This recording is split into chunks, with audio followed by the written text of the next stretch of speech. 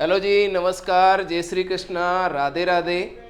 हम लोग बेटा बात कर रहे हैं कि हमारे पास में जो मेन टॉपिक है जिससे रिलेटेड मैक्सिमम क्वेश्चंस हमारे पास में देखने को मिलते हैं और काफ़ी टेक्निकल क्वेश्चंस हमारे पास में रहते हैं, उसी से रिलेटेड आज हम लोग बात करने वाले हैं बायोटेक्नोलॉजी, जिसको सामान्यतः फॉर्म से हम लोग कहते हैं जैव प्रौद्योगिकी।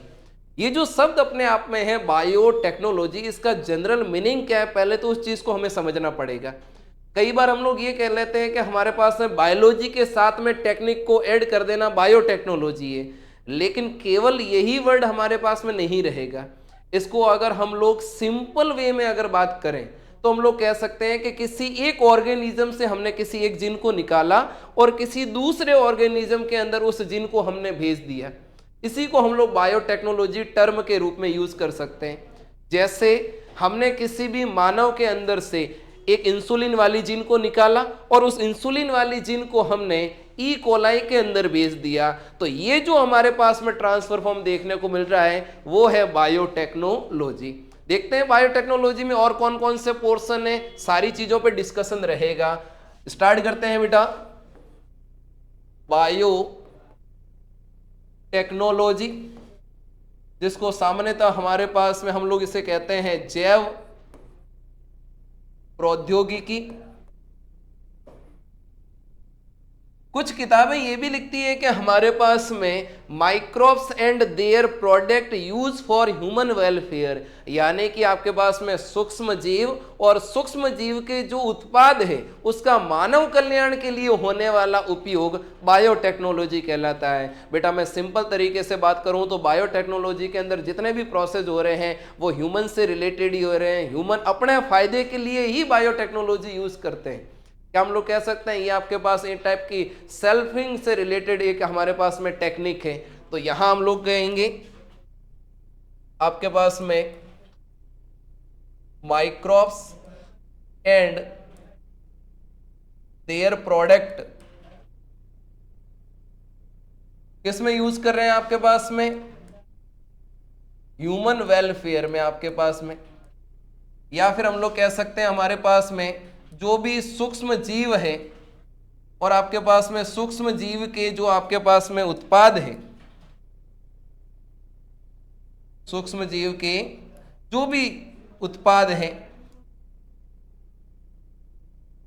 उस उत्पाद का मेनली आपके पास में मानव कल्याण के लिए होने वाला जो उपयोग है वो सारा का सारा बायोटेक्नोलॉजी से रिलेटेड हमारे पास में हो जाएगा।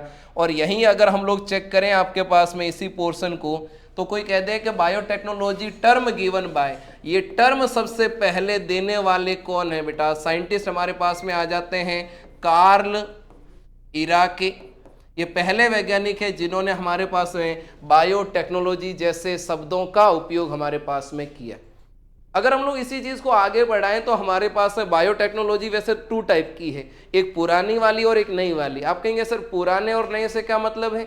ओल्ड बायोटेक्नोलॉजी में हमारे पास में जितनी भी प्रोडक्ट बनाए जाते थे वो सारे के सारे प्रोडक्ट नेचुरल पावर के बेस पे बनाते थे, लेकिन आज हम लोग जिस नई बायोटेक्नोलॉजी का यूज करते हैं उसके लिए हमें जो जरूरत रहती है वो रहती है जिन की, और ये जिन के द्वारा बनने वाले पोर्शन आपके पास में रहेंगे। तो हम लोग यहाँ इसके 2 पोर्शन डिवाइड कर लेते हैं आज के बाद में, कि जो भी हमारे पास में बायो टेक्नोलॉजी है उस टेक्नोलॉजी के 2 पार्ट कर लेते हैं, एक हमारे पास में ओल्ड वाले और एक है आपके पास में न्यू वाले। ओल्ड वाले में हमारे पास है हमेशा काम करेंगे वो किसके बेस पे है, नेचुरल पावर के बेस पर है। नेचुरल पावर के बेस पे कैसे, जैसे आपने घर में भी अपने कई बार देखा होगा दूध से दही का निर्माण। अब जब दूध से दही का निर्माण हो रहा है वो क्या है, एक नेचुरल पावर है। कैसे? क्योंकि हम लोग दूध को जमाने के लिए क्या करते हैं, 1 या 2 दिन पुराना जो हमारे पास में दही है उसका यूज करते हैं थोड़ा सा पोर्शन में, और उसके अंदर क्या होते हैं, लैक्टोबैसिलस जीवाणु है, और उससे क्या मिलते हैं, लैक्टिक एसिड है, जो मिल्क को कर्ड में चेंज कर देते हैं, दूध को दही में बदल देते हैं। ऐसे यहां अगर हम लोग बात करें, एग्जाम्पल नोट कर लेते हैं इसी से रिलेटेड। एग्जाम्पल में आ जाते हैं बेटा आपके पास में एक तो दही, एक आपके पास में आ जाते हैं अल्कोहल। क्योंकि अल्कोहल में भी तो हमारे पास फर्मेंटेशन की प्रक्रिया होती है। और अगर हम लोग बात करें कि जो ओल्ड से बाद न्यू वाले में यहाँ हमारे पास यूज की जाती है जेनेटिक इंजीनियरिंग, आनुवांशिकी अभियांत्रिकी का उपयोग किया जाता है। और इस आनुवांशिकी अभियांत्रिकी में हम लोग क्या यूज करते हैं बेटा, जीन का उपयोग करते हैं। आप कहेंगे सर जीन का उपयोग कैसे, किस प्रकार? जैसे बेटा हम लोग मान के चलें कि हमारे पास में ये कोई ह्यूमन है और इसको हमने कह दिया कि यहाँ इंसुलिन की कमी है, तो अगर इसको इंसुलिन की कमी है तो इसको रिक्वायरमेंट किसकी रहेगी, इंसुलिन की। तो यहाँ पहले के टाइम में क्या होता था कि पर्टिकुलर कोई काऊ है या कोई पिग है, यानी कि कोई गाय या कोई सुअर है, इनको मारकर इनमें से इंसुलिन को निकालकर मानव के अंदर प्रवेश करवाया जाता था। लेकिन आप भी समझ सकते हैं किसी दूसरे ऑर्गेनिज्म यानी जो काऊ है, जो पिग है, उनसे अगर इंसुलिन हमारे बॉडी में जाएगी, काफ़ी हद तक मान सकते हैं कि वो सही हो, लेकिन कहीं ना कहीं उनमें इन्फेक्शन या संक्रमण होने के चांस ज़्यादा है। तो आप खुद समझ सकते हैं इस टाइप के जो मेनली ह्यूमन होंगे वो सेफ होंगे या अनसेफ होंगे। सीधी सी बात है, अनसेफ होंगे, क्योंकि संक्रमण होने का खतरा हमेशा बना रहेगा। अगर हम लोग ऐसी स्थिति में बात करें तो आजकल क्या किया जाता है, मानव से रिलेटेड ही हमारे पास में इनकी इंसुलिन की जीन को निकाला जाता है। अब बताओ मानव के अंदर इंसुलिन जीन कहाँ है? मानव की हर एक कोशिका के पास में इंसुलिन की जीन है, और उस इंसुलिन की जीन को यहाँ से निकाल कर बेका कहाँ भेज देंगे आपके पास में, ई कोलाई में। और ई कोलाई में हमारे पास है जिस जीन को हम लोग भेज रहे हैं, और आप तो जानते हैं डीएनए के टुकड़े ही क्या कहलाते हैं, जीन है। इसका मतलब यही हमारे पास है आगे चलकर क्या बना देंगे, आरएनए, और आरएनए से ही हमारे पास है आगे चलकर क्या बनने वाला है, प्रोटीन बनने वाला है। और इनके नंबर को इंक्रीज करके पुनः वापस किसके अंदर भेज देते हैं, मानव में। जीन भी किसकी थी, मानव में, वापस भेजा भी कहाँ है, मानव में। सेम टाइप के फॉर्म ही रिपीट हो रहे हैं। क्या इस टाइप के मानव को किसी भी प्रकार की कोई प्रॉब्लम हो सकती है? बिल्कुल नहीं, उसको कोई भी नुकसान नहीं होगा, उसको कोई भी संक्रमण नहीं होगा।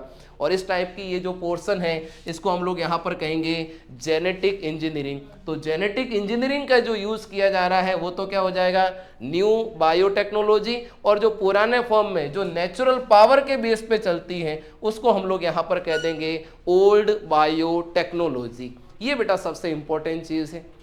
यहीं पे अगर हम लोग थोड़ा सा और आगे चलें तो आपके पास से कई बार क्वेश्चन पूछ लिया जाता है कि फादर ऑफ जेनेटिक इंजीनियरिंग कौन है।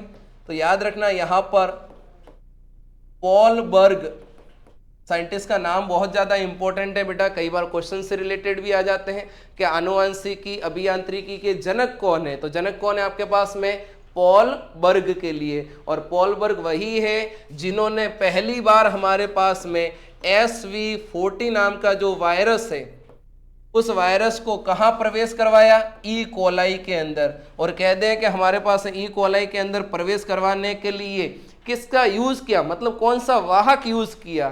तो यहां जो वाहक यूज किए जाते हैं वो है बेटा आपके पास में लैम्बडा बैक्टीरियोफेज। लैम्बडा बैक्टीरियोफेज का हमारे पास में यूज कर लिया जाता है। क्लियर है? चलें, एक हमारे पास है, हमारी बुक में बहुत अच्छे साइंटिस्ट के दो नाम दे रखे हैं, जिसे हम लोग कह रहे हैं हमारे पास में कोहेन एंड बोहर। ये पहले ऐसे वैज्ञानिक है जिन्होंने रिकॉम्बिनेशन डीएनए बनाया, मतलब पुनर्योजक डीएनए बनाया। आप कहेंगे सर ये पुनर्योजक डीएनए क्या चीज है, किस तरीके से हम लोग समझें, उस पर भी हम लोग अभी बात करेंगे। तो पहला recombination DNA, recombination DNA Hindi में क्या कह देंगे हमारे पास में, पुनर्योजक डीएनए। उसके लिए कौन है आपके पास, कोहेन और बोहर। इसी के साथ में एनसीईआरटी से रिलेटेड आपके पास एक टर्म और आता है जिसको हम लोग कह रहे हैं हमारे पास में EFB। कभी एग्जाम में आ जाए EFB का पूरा नाम क्या है, यूरोपियन फेडरेशन ऑफ बायोटेक्नोलॉजी। और यूरोपियन फेडरेशन ऑफ बायोटेक्नोलॉजी ने भी अपनी बायोटेक से रिलेटेड डेफिनेशन अलग दी है। वो कहते हैं कि हमारे पास में जो नेचुरल साइंस है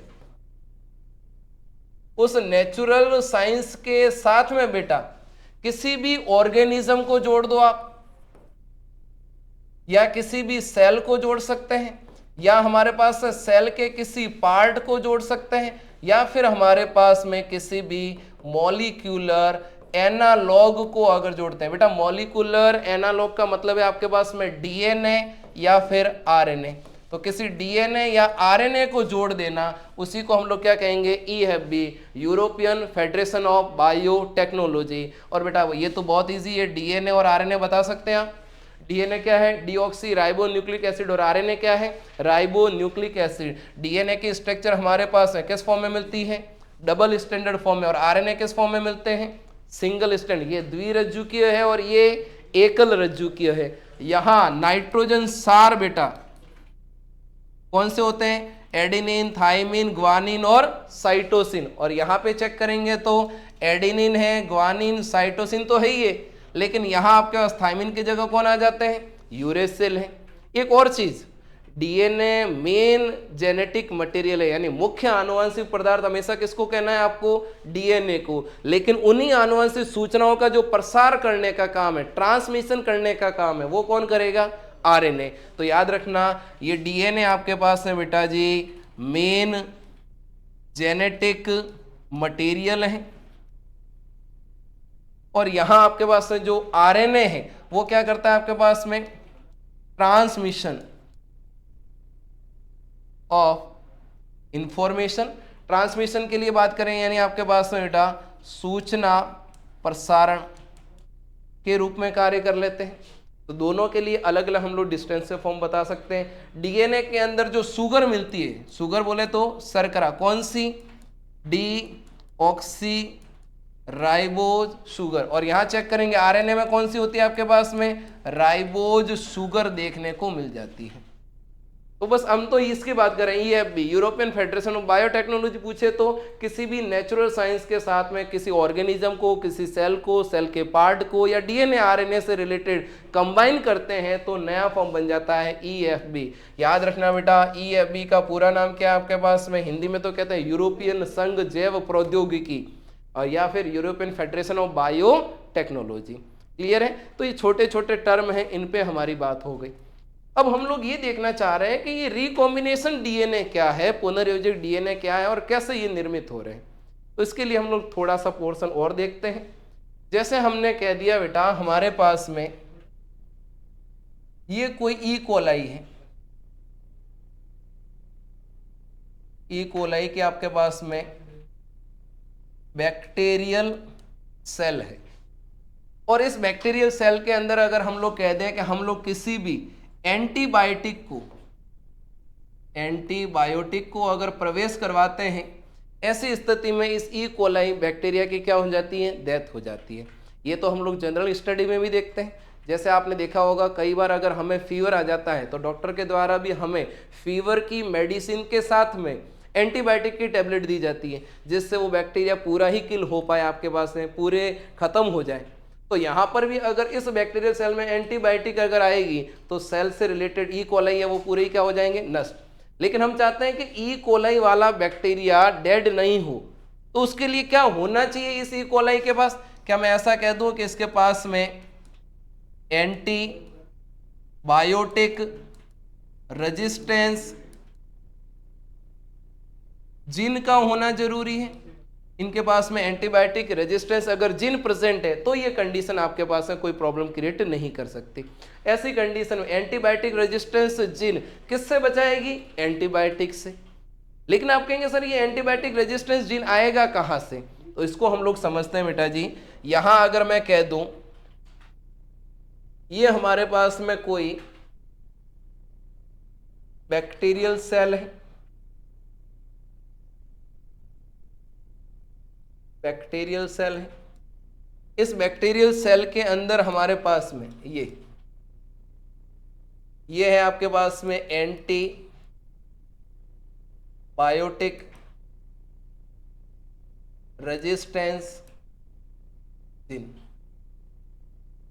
ये जीन हमें इस ई कोलाई वाली सेल में प्रवेश करवाना है, लेकिन प्रवेश इतना आसानी से नहीं करवाया जा सकता। इसको प्रवेश करवाने के लिए भी हमारे पास में रिक्वायरमेंट रहेगी वेक्टर वाहक की। जैसे आप देखो अभी हमने कहा था कि हमारे पास पॉल बर्ग ने SV40 नाम के वायरस को किसके अंदर भेजा था, वहां आपके पास में ई कोलाई में, लेकिन वहां पर भी यूज क्या हो रहा है, वाहक। कौन सा, हम लोग वहाँ बात करेंगे लैम्बडा बैक्टीरियोफेज। उसी प्रकार यहाँ एंटीबायोटिक रेजिस्टेंस जीन जो इस बैक्टीरिया में है और हम कहाँ भेजना चाह रहे हैं, ई कोलाई में, तो वहाँ भेजने के लिए भी हमारे पास में क्या चाहिए, वाहक चाहिए। तो उसके लिए हम लोग यहाँ देखते हैं आपके पास में ये एक बैक्टीरियल फॉर्म है जिसको हम लोग यहाँ पे कहेंगे साल्मोनेला टाइफिमोरियम। और साल्मोनेला टाइफिमोरियम के अंदर आपके पास है बेटा ये प्लाज्मिड है और यहां इनके पास में ये अपना मेन डीएनए है, मेन डीएनए आपके पास में। अब हमने क्या कर दिया कि ये जो प्लाज्मिड है इसको हमने इस सेल से बाहर निकाल दिया, ये रहा। और बाहर निकालने के साथ ही साथ में हमें क्या करना है, ये जो एंटीबायोटिक रेजिस्टेंस जीन है जो इसके साथ में हमें ऐड करना है।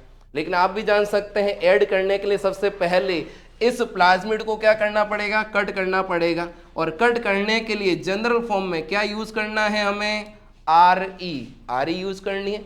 अरे ये तो जनरल है, कहीं पर भी हम लोग चेक करें काटने के लिए किसका यूज करते हैं, आर ई। और आर ई का पूरा नाम क्या होगा, रेस्ट्रिक्शन एंडो न्यूक्लियस होगा। ये हमारे पास में प्लाज्मिड डीएनए को कट लगाने का काम करती है। और आप देख सकते हैं कि कट लगाने के बाद में स्थिति कुछ इस प्रकार रह जाएगी। कट लगने के बाद में ये वाला जो दूसरे वाले जो डीएनए के फॉर्म है हम लोग इसको बाहर निकाल देते हैं, ये हमारे पास में, इसको हमें इसके साथ में जोड़ देना है। और याद रखना आपके पास में एंटीबायोटिक रेजिस्टेंस जीन को प्लाज्मिड के साथ में जोड़ने के लिए भी किसकी रिक्वायरमेंट रहेगी, आपके पास में एंजाइम की रिक्वायरमेंट होगी। और यहाँ एंजाइम कौन सा यूज करते हैं, आपके पास में लाइगेज एंजाइम का प्रयोग किया जाता है। इस लाइगेज एंजाइम की मदद से हम लोग ये बना देंगे। पहले तो आप मुझे ये बताओ कि ये जो डीएनए बना है क्या ये डीएनए वही है या कुछ नया है। आप देख पा रहे हैं कि पहले की कंपैरिजन में एक नए टाइप के डीएनए बन गए और इस नए डीएनए को हम लोग पुनर्योजक डीएनए या फिर कह देंगे रिकॉम्बिनेशन डीएनए लिख देते हैं, रिकॉम्बिनेशन डीएनए। हिंदी में क्या कह देंगे आपके पास में, पुनर्योजक डीएनए कह देंगे। ये नया डीएनए बन गया। अब इस वाले डीएनए को हमें किसके अंदर भेजना है, हमारे पास में ई कोलाई के अंदर प्रवेश करवाना है। अगर हमने इसे ई कोलाई के अंदर प्रवेश करवा दिया, यही वाला पोर्शन कलर यूज कर लेते हैं, यहां आपके पास में ये प्रवेश होने के बाद, और आप जान सकते हैं कि पहले वाली कंडीशन में ई कोलाई बैक्टीरिया की डेथ हो जाती थी क्योंकि उसके पास में एंटीबायोटिक रेजिस्टेंस जीन नहीं था। लेकिन अब हमने रिकॉम्बिनेशन डीएनए की सहायता से किसको भेज दिया है, एंटीबायोटिक रेजिस्टेंस जीन, क्योंकि आपके पास ये देखो एंटीबायोटिक रेजिस्टेंस जीन ऐड हो गया। ऐसी कंडीशन में ई कोलाई की अब डेथ नहीं होगी। तो आपसे एग्जाम में पूछा भी जाएगा कि कोएन और बोयर ने जो पहला पुनर्योजक डीएनए बनाया उसके लिए किस प्रकार के बैक्टीरिया का यूज किया। तो याद रखना कौन सा बैक्टीरिया यूज किया है, साल्मोनेला टाइफिमोरियम। आपके दिमाग में एक क्वेश्चन और आ सकता है, आप कहेंगे सर साल्मोनेला टाइफिमोरियम ही क्यों यूज कर रहे हैं, कोई और भी तो बैक्टीरिया हो सकते हैं, और बैक्टीरिया कई टाइप के हो सकते हैं, Archie bacteria, you bacteria, typical bacteria, general bacteria, यही बैक्टीरिया क्यों यूज हुआ। तो उसका एक मेन रीजन है, अगर हम लोग ई कोलाई को देखें और साल्मोनेला टाइफिमोरियम को देखें, इन दोनों के हमारे पास में डीएनए है वो काफ़ी हद तक मिलते जुलते हैं, एक दूसरे के समान हैं, जिसके कारण इसको आसानी से इसके अंदर प्रवेश करवाया जा सकता है। इसीलिए मेन कारण यही है कि हमने यहाँ पर साल्मोनेला टाइफिमोरियम का डीएनए यूज़ किया है। क्लियर है, बहुत छोटी छोटी सी चीज़ें हैं लेकिन बहुत बढ़िया क्वेश्चंस बनकर आते हैं, हमें ये सारी चीज़ें यहाँ रखना है। अब इस चैप्टर में जब हम लोग बायोटेक्नोलॉजी में देखें तो हमारे पास में बहुत सारे टर्म यूज होने वाले हैं, और मैं चाहता हूं कि आपको एक साथ में ये सारे शब्द याद हो जाएं, जिससे हम लोग जैसे जैसे इस चैप्टर में आगे बढ़ेंगे तो आपके लिए चीज़ें सीखना बहुत आसान हो जाएगा। जैसे आपके पास पुनर्योजक है, अपुनर्योजक है, स्थानांतरण है, ट्रांसमिशन के फॉर्म में, नॉन ट्रांसफर के फॉर्म में, ये सारी चीज़ें टर्म कैसे यूज़ करने हैं। तो इसके लिए हम लोग देखते हैं सबसे पहले स्टेप्स ऑफ बायोटेक्नोलॉजी, यानी बायोटेक्नोलॉजी के कौन कौन से पद हैं जो हमें यहाँ पर यूज़ करने हैं, देखते हैं। नेक्स्ट पॉइंट आ जाते हैं बेटा हमारे पास में यहाँ पर स्टेप्स ऑफ बायोटेक्नोलॉजी, हिंदी में वही बेटा जैव प्रौद्योगिकी के पद। यहां जैव प्रौद्योगिकी के पद आपके पास कौन कौन से रहते हैं? इसको समझने के लिए बेटा सबसे पहले तो आप ये देखें, हमें जहां पर भी बायोटेक्नोलॉजी यूज करनी है उसके लिए जो भी कोशिका हमें दी जाती है उस कोशिका में से जो मेन डीएनए है उसको सबसे पहले बाहर निकालना है। क्या मैं ऐसा कह दूं कि डीएनए को बाहर निकालना आइसोलेशन ऑफ डीएनए है, पृथक करना है कोशिका में से? तो पहली कोशिका सेल बना देते हैं हमारे पास में।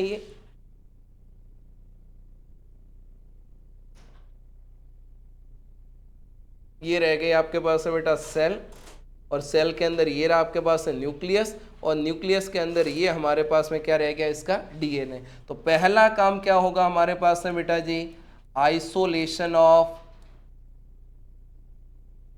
डीएनए, डीएनए का पृथक्करण। चलो ये वाला डीएनए हमने यहां पर बाहर भी लिया है। क्या हमने जो डीएनए बाहर लेके आए हैं वो पूरा का पूरा डीएनए हमें यूज करना है, या हमें डीएनए का वो भाग यूज करना है जिसके ऊपर हमारे पास में डिजायर जीन यानी जो वांछित जीन है? जैसे हमारे पास हमने कह दिया कि कोई कंपनी है और वो इंसुलिन का फॉर्मेशन करना चाह रही है, तो हमने क्या किया, उस कोशिका और कोशिका का केंद्रक, और केंद्र के अंदर कौन है आपके पास में, डीएनए। उस डीएनए को बाहर निकालना। अब मुझे बताओ पूरा डीएनए यूज करें या केवल उस पार्ट को यूज करें जहां पर इंसुलिन की जीन है? सीधी सी बात है, उसी जीन को यूज करना है। तो उसके लिए हमें क्या करना पड़ेगा, पहले इस डीएनए के टुकड़े करने पड़ेंगे, और टुकड़े करने के लिए मैंने अभी कहा था किसका यूज करते हैं, आरई का यूज करते हैं, रेस्ट्रिक्शन एंडोन्यूक्लियस एंजाइम। और ऐसी स्थिति में इस डीएनए के क्या हो जाएंगे, टुकड़े टुकड़े हो जाएंगे। क्या ये सारे टुकड़े यूज करें या केवल वो टुकड़ा यूज करें जिसके ऊपर इंसुलिन की जीन है? सीधी सी बात है, जिसके ऊपर इंसुलिन की जीन है उसी को यूज करना है। यानी क्या मैं ऐसा कह दूं कि हमें यहाँ पर सिलेक्शन करना है उस इंसुलिन जीन वाले को? तो यहाँ आपके पास में selection of desire gene, desire gene को हिंदी में क्या कहते हैं, वांछित जीन कहते हैं हमारे पास में। वांछित जीन को हमने सेलेक्ट करना। मान लिया ये हमारे पास में कोई वांछित जीन आ गई, और हमारे पास अगर एक जीन है, और आप जानते हैं अगर एक जीन की बहुत सारी कॉपीज बनानी है तो बहुत सारी कॉपी बनाने के लिए जिस टेक्नोलॉजी का यूज करते हैं वो कौन सा है, पीसीआर, पॉलीमराइज चेन रिएक्शन। क्या बताओ बेटा, ये जो पीसीआर है वो सेल के अंदर हो रही है? नहीं, पीसीआर टेक्निक हमेशा कहाँ यूज की जा रही है आपके पास में, सेल के बाहर की तरफ। तो हमें क्या करना है, नंबर इंक्रीज करना है, नंबर इंक्रीज करना है, हमें इसकी संख्या को बढ़ाना है, और संख्या को बढ़ाने के लिए पीसीआर। अब ये हमारे पास में बहुत सारे डिजायर जीन हो गई, या हम लोग कह देंगे वांछित जीन हो गई। अब हम लोग इसका आसानी से इसका उपयोग किया जा सकता है। और यहीं पे चेक करें आपके पास में ये जो आपके पास डिजायर जीन है, इसको हमें भेजना कहाँ है, हमारे पास में होस्ट सेल परपोषी कोशिका में। लेकिन आप जानते हैं वहां तक भेजने के लिए क्या चाहिए आपके पास में, वेक्टर या वाहक की आवश्यकता होगी। तो इसके लिए हम लोग देखते हैं कि हमारे पास में ये कोई वेक्टर या हमने वाहक यूज कर लिया। ऐसे तो बेटा वेक्टर और वाहक बहुत सारे हैं, लेकिन मोस्ट ऑफ दी जो यूज किया जाता है वो हमारे पास है PBR 322। PBR क्या है, मेनली आपके पास में प्लाज्मिड से रिलेटेड हम लोग पोर्शन बात करते हैं, पॉलीवर से रिलेटेड है आपके पास में, क्या नाम है, PBR 322, plasmid of Bolivar and रॉड्रिक्यूज। ये साइंटिस्ट के नेम है, इनके आधार पे हम लोग बात करेंगे। ये हमारे पास में वेक्टर है यानी कि वाहक है। अब इस वाहक के साथ में हमें अपने वांछित जीन को जोड़ना है, और अगर इनको जोड़ना है तो पहले कट लगाना पड़ेगा। और कट लगाने के लिए हमारे पास सबसे पहले कौन रह जाएंगे, हम लोग कहेंगे आरी के माध्यम से कट करते हैं। क्या करेंगे, हमारे पास में टेस्ट ट्यूब यूज करेंगे। ये रह गए हमारे पास में टेस्ट ट्यूब, और इस टेस्ट ट्यूब के अंदर हमने यहाँ पर PBR 322 दोनों पोर्शन आपके पास में यूज कर लिए। और कट करने के लिए इसके अंदर हमने किसको रख दिया है, RE को। और RE को अगर यूज करेंगे तो मैं कह दूं कि अब कंडीशन कुछ आपके पास में यहाँ इस तरीके की मिल जाएगी। इस टेस्ट ट्यूब के अंदर ये पोर्शन रहेंगे इस तरीके से। और यहाँ हमारे पास में ये जो कटे हुए भाग हैं इनके साथ में हमें किसको जोड़ना है, अभी जो हमारे पास है वांछित जिन, जिसको हम लोग डिजायर जिन कह रहे थे, जिसको सेलेक्ट किया है उसको इसके साथ में जोड़ना है।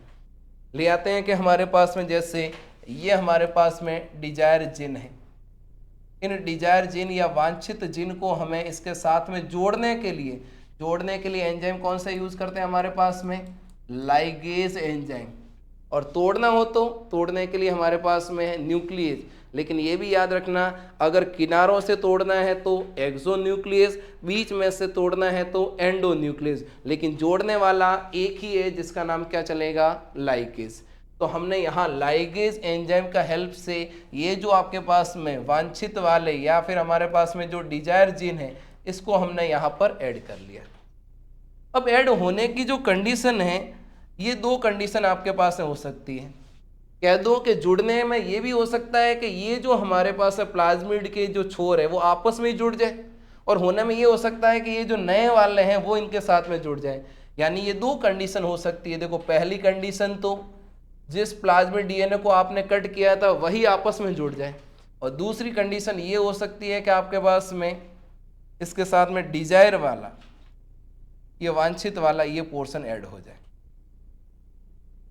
अब ये दो डीएनए आपके सामने दिख रहे हैं। क्या मैं ऐसा कह दूं पुराने वाला तो वही है जिसमें कोई चेंज ही नहीं हुआ, और जिसमें कोई चेंज नहीं हुआ है इसको कहते हैं नॉन रिकॉम्बिनेशन, अपुनर्योजक डीएनए, और जिसमें बदलाव देखा गया वो कौन सा है, रिकॉम्बिनेशन डीएनए, पुनर्योजक डीएनए। आप बताओ मुझे बायोटेक्नोलॉजी में हमारे काम का क्या है, हमारे काम का जो नए वाले हैं यानी कि आपके पास में पुनर्योजक डीएनए। मैं दोनों का नाम लिख देता हूं। पहले वाला आपके पास में नॉन रिकॉम्बिनेशन डीएनए है, और यहां चेक करेंगे तो आपके पास में रिकॉम्बिनेशन डीएनए है, और यही डीएनए है जिसका यूज किस में किया जाएगा आपके पास में बेटा, बायोटेक के अंदर आपके पास में यूज किया जाएगा। इसी पोर्शन से थोड़ा हमने, चलो ये हमारे नए डीएनए बन गए। अब बनने के बाद वाहक का हमने यूज कर लिया, अब इसको कहाँ भेजना है, हमारी होस्ट सेल के अंदर भेजना है। तो ऐसा कह दूं कि हमारे पास में ट्रांसफर इन होस्ट सेल, या कह दो हमारे पास में परपोषी कोशिका में क्या करवाएंगे, इसका प्रवेश। अब प्रवेश होने की स्थिति भी आपके पास में अलग अलग है। जैसे देखो इधर ये वाले तो पहले वाले पोर्शन आ गए, और ये हमारे अब नए वाले पोर्शन है, और ट्रांसफर किस तरीके से हमारे पास होंगे उसको भी देख लेते हैं। क्या हम लोग कहते हैं कि ये आपके पास में रिकॉम्बिनेशन, या इसको आरडीएनए भी कहते हैं, और यहाँ इसको कई बार एक शब्द यूज किया जाता है काइमेरिक डीएनए, वो भी हम लोग वर्ड यूज कर सकते हैं। और ये कौन से आपके पास में, नॉन रिकॉम्बिनेशन डीएनए। ठीक है, अब ये हम लोग ट्रांसफर वाली बात समझ लेते हैं कि ट्रांसफर किस तरीके से हो सकते हैं। ट्रांसफर करवाने के लिए जो सेल है, सेल ये रहे हमारे पास में होस्ट सेल है। तीन कंडीशन हो सकती है बेटा हमारे पास में होस्ट सेल के लिए, होस्ट सेल, ये तीनों कंडीशन।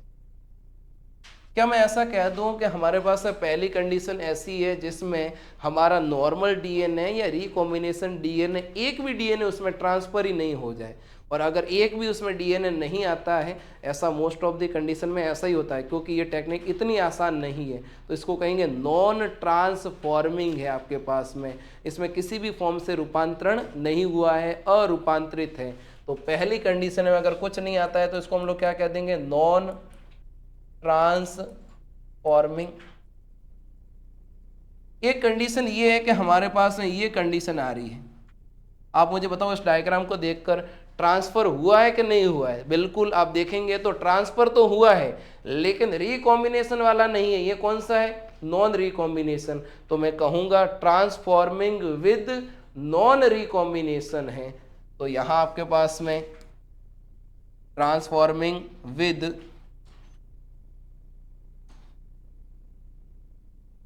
नॉन रिकॉम्बिनेशन है, और तीसरी और फाइनल कंडीशन हमारे पास में ये हो सकती है कि जिसे हम लोग ट्रांसफ़र करवाना चाह रहे हैं, जो रिकॉम्बिनेशन वाला है वही ट्रांसफ़र हो जाए, मतलब ये।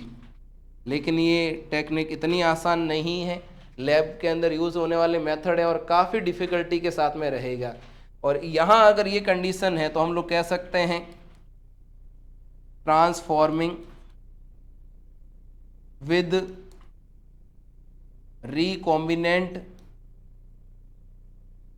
डीएनए, ये हमारे पास में फॉर्म यूज हो गए।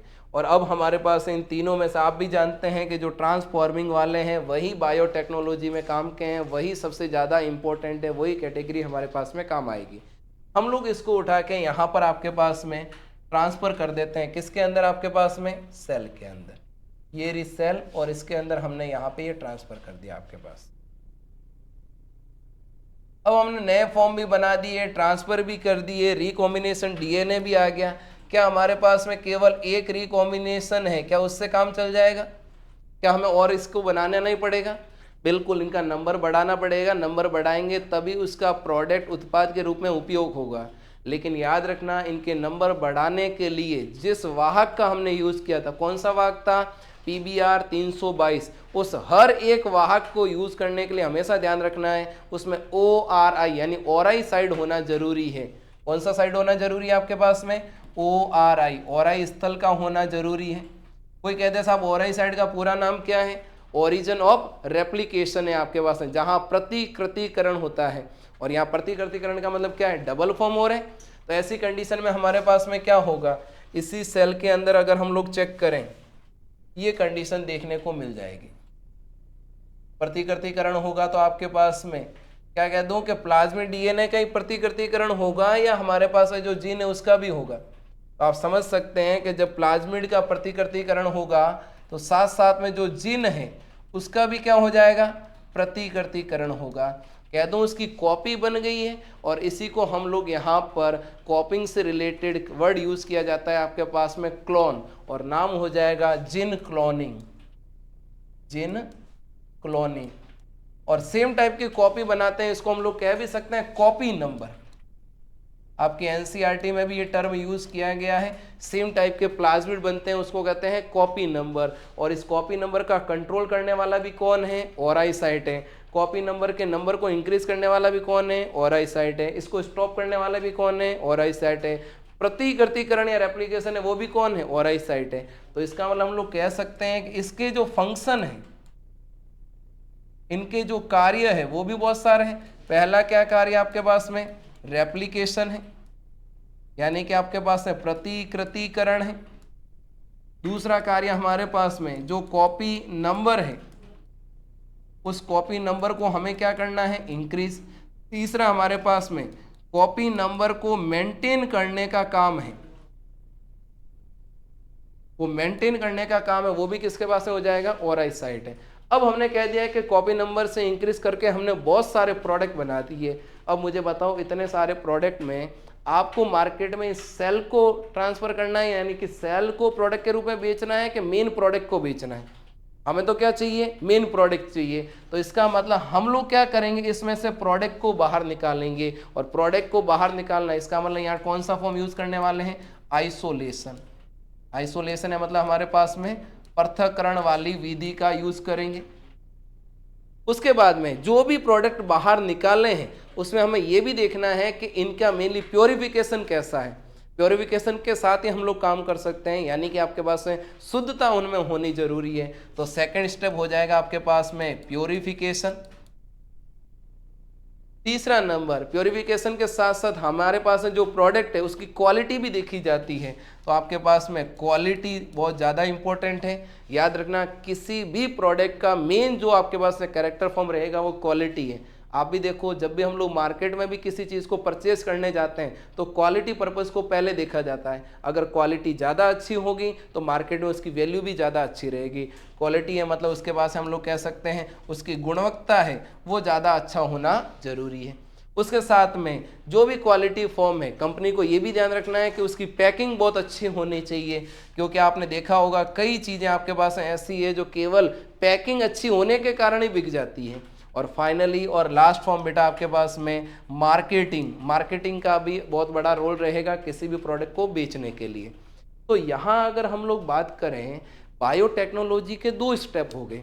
एक स्टेप तो वो है जिसमें हमने सबसे पहले किसी सेल में से क्या किया, डीएनए को बाहर निकालना, उस डीएनए के टुकड़े किए, टुकड़े करने के बाद वांछित जीन को सेलेक्ट किया, सेलेक्ट करके उसके पीसीआर से बहुत सारे नंबर बनाए, नंबर के साथ में हमने प्लाज्मिड के साथ में इसको जोड़ा, जोड़ने के लिए लाइगेज एंजाइम का यूज़ किया, फिर परपोसी कोशिका के अंदर हमने लेके आए, और वहाँ तक का ये जो प्रोसेस है इसको बेटा याद रखना किस नाम से जाना जाता है, जीएमओ, जेनेटिकली मॉडिफाइड ऑर्गेनिज्म है। क्या जेनेटिकली मॉडिफाइड ऑर्गेनिज्म आसान है? बिल्कुल आसान नहीं है, बहुत ज़्यादा टफ है, क्योंकि आपके पास में इतनी सारी टेक्निक को यूज़ करने के बाद जीएमओ बनते हैं। इसलिए कंपनी वाले भी ज़्यादा इंटेलिजेंट होते हैं बेटा। जीएमओ को क्या करते हैं कि बहुत सारी कॉपी बनने के बाद अपनी एक कॉपी स्टोरेज फॉर्म में रखते हैं, जब भी उनको रिक्वायरमेंट होती है तो वो रेप्लिकेशन करके और उनका नंबर बढ़ा सकते हैं। आप खुद सोचो, एक ही कॉपी और वो भी मार्केट में अगर यूज़ हो जाए तो इनको तो ये सारे प्रोसेस फिर से करने पड़ेंगे, और आप जानते हैं कि हमारे पास में इतने आसानी से जीएमओ का फॉर्मेशन नहीं होता। एनसीईआरटी में एक टर्म और यूज़ की है, बायो प्रोसेस इंजीनियरिंग, यानी जिसमें हमारे पास है बेटा ये आइसोलेशन हो गया, प्योरिफिकेशन हो गया, क्वालिटी टेस्टिंग हो गया, पैकेजिंग हो गया या मार्केटिंग हो गया, इन सभी को हम लोग क्या कहेंगे बेटा यहाँ पर बायो प्रोसेस इंजीनियरिंग के नाम से जानेंगे। तो बेटा आज के बाद याद रखना, बायोटेक्नोलॉजी के दो फॉर्म हैं, पहला जेनेटिक इंजीनियरिंग है और दूसरा हमारे पास में बायो प्रोसेस है। और पहले वाले में जीएमओ का फॉर्मेशन होता है, बाद वाले में ये सारे के सारे मेथड यूज़ किए जाते हैं बायो प्रोसेस इंजीनियरिंग से रिलेटेड। ये कंडीशन हमारे पास में देखने को मिलेगी। ये सारे के सारे वो पोर्शन है जिसमें हम लोग बहुत अच्छे तरीके से हमारे पास में देख सकते हैं। क्लियर है बेटा? ये सारी चीज़ें आपको पता होनी चाहिए। ये सारे टर्म भी हमारे पास में यूज होंगे, देख लेते हैं जल्दी जल्दी हमारे पास में कौन कौन से फॉर्म आगे हैं। देखते हैं सबसे पहले बेटा बायोटेक्नोलॉजी की टर्म देने वाले कौन है, कार्ल इराके। बायोटेक्नोलॉजी क्या है? जनरल मैंने कह दिया आपके पास में, किसी एक ऑर्गेनिज्म से जीन को निकालना और किसी दूसरे ऑर्गेनिज्म में भेज देना, ये क्या है? बायोटेक्नोलॉजी। या फिर कह दो कि सूक्ष्म जीव व सूक्ष्म जीव के उत्पाद का मानव कल्याण में होने वाला उपयोग क्या कहलाएगा? बायोटेक्नोलॉजी।